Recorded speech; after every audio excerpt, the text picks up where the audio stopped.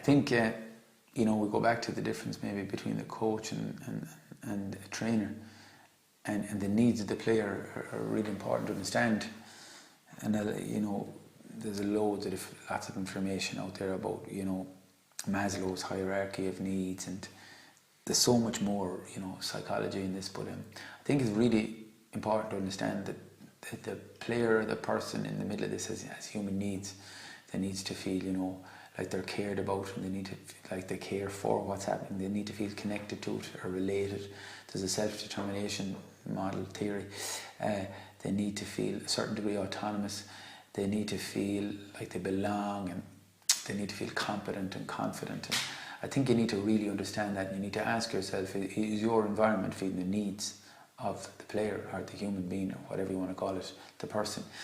And intuitively, a human isn't designed to come, stand at cones, go out to a cone and back, don't talk, listen, and sometimes training sessions become that. So it doesn't take a huge conceptual shift to understand that is not optimal. That is not. We will get an adaptation. They might go faster. We might get what's called a training effect, which means they'll do it better, but I don't know what that lead to a performance effect. So again, we go back to the self-aware player. We go back to how we want the player to feel in the environment, and appreciating the needs of the individual is very important. And the more I coach, the more I learn that.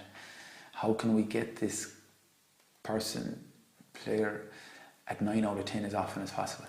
And if they feel related and autonomous and connected and competent, and there's loads of different models, none of this is my own thinking. It's just, and ultimately it's very much common sense at the end of it. So that's it, the needs of the player. Look at your session and say, is this feeding the needs of the human?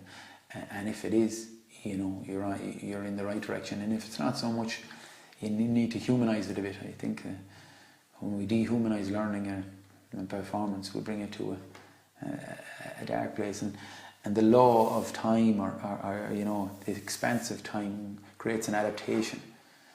And it's important to understand what adaptation our coaching practices will have over time. So if we don't care for the needs, we dehumanize it, we make it robotic. At the end of it, we're not going to get a really great product or a really great performer, or whatever you want to call that thing at the end. But if we understand it all the way along, we will get a richer individual, richer person, richer environment, richer learning, richer everything. And that is the craft of coaching. Always asking yourself, what's the challenge and what's the solution, and how can I create this environment, or how can I get people? Look at the question I'm always trying to answer: how can I get everyone here at 9 out of 10 or 10 out of 10, more or less? And that's the needs of the human are hugely important in that area.